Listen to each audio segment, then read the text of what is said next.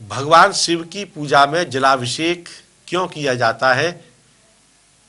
भगवान शिव की पूजा में किस प्रकार के चंदन का लगाने का विधान है? ऐसे प्रश्न कई बार मेरे समक्ष जिज्ञासु द्वारा पूछे गए हैं।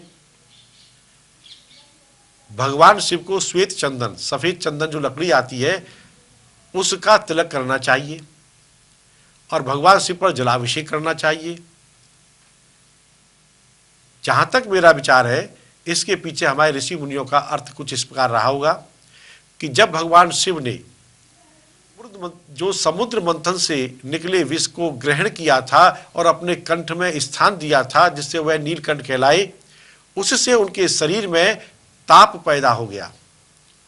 उस ताप को दूर करने के लिए श्वेत चंदन का विधान हमारे ऋषि मुनियों ने बताया कि श्वेत चंदन ठंडा होता है, शरीर में ठंडक पैदा करता है और जल भी ठंडा होता है। उसके जब मात्र हम स्नान करते, जब हम जल से स्नान करते हैं तो भी हमें शांति और सुख की अनुभूति होती है।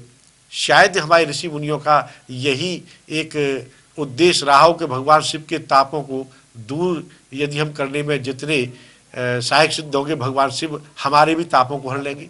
शिवलिंग के अंतर शास्त्रों के आधार पर तीनों देवताओं की शक्ति है। आधार पर ब्रह्मा, मध्य में विष्णु और ऊपर सबसे ऊपर भगवान शिव की शक्ति उसमें समाहित है। तो शिवलिंग की पूजा करने से तीनों देवताओं की कृपा प्राप्त हो जाती है और योनि मंडल में तीनों देवियों की कृपा प्राप्त हो जाती है। उस योनि मंडल के अंदर महाकाली, महासरस्वती और महालक्ष्मी का निवास रहता है। इसलिए जो भगवान शिव की आराधना करता है, इसका अर्थ है संपूर्ण ब्रह्मांड की वो पूजा कर लेता है, संपूर्ण ब्रह्म तत्व को पहचान लेता है। सभी देवताओं की पूजा का फल उसे प्राप्त हो जाता है, क्योंकि शिवलिंग की पूजा से महाकाली, महालक्ष्मी, महासरस्वती, विष्णु, ब्रह्मा और महेश तीनों की कृपा मिलती है। शिव जी की पूजा से प्रथम गणेश जी की पूजा का विधान बतलाया गया है, तो गणेश जी की पूजा की कृपा प्राप्त होती है। कार्तिकेय की पूजा का फल मिल जाता है स्वतः ही।